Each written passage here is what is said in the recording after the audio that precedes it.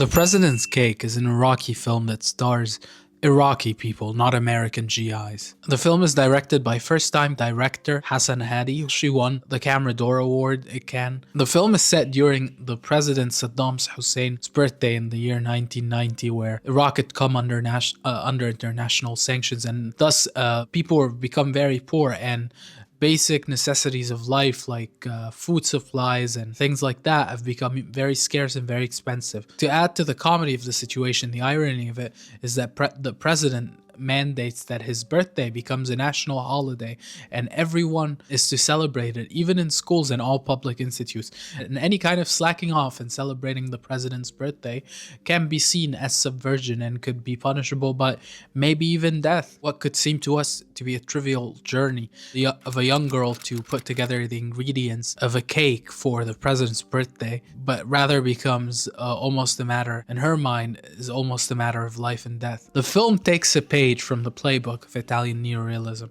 I think it employs non-actors. I would be very surprised if the lady portraying Bibi, the young girl's grandmother, was actually an actor. She was just so authentic and so pure. It was interesting how the image of Saddam Hussein was always in the background of the film, which really conveys this kind of almost nightmarish. It is in a way comical, although this film is pretty serious and dramatic and kind of sad. It does have a sense of humor that Saddam Hussein faces almost everywhere in the film. Even the school teacher who's teaching the class protagonist is in looks like Saddam Hussein. It's a sweet and heartbreaking journey. And although it's a political film, it's not one that's letting itself get carried away by ideas or just becoming an intellectual exercise, but it's really a film that is driven by emotion and true feeling for what people's lives would have been like at the time. It's really worth a watch.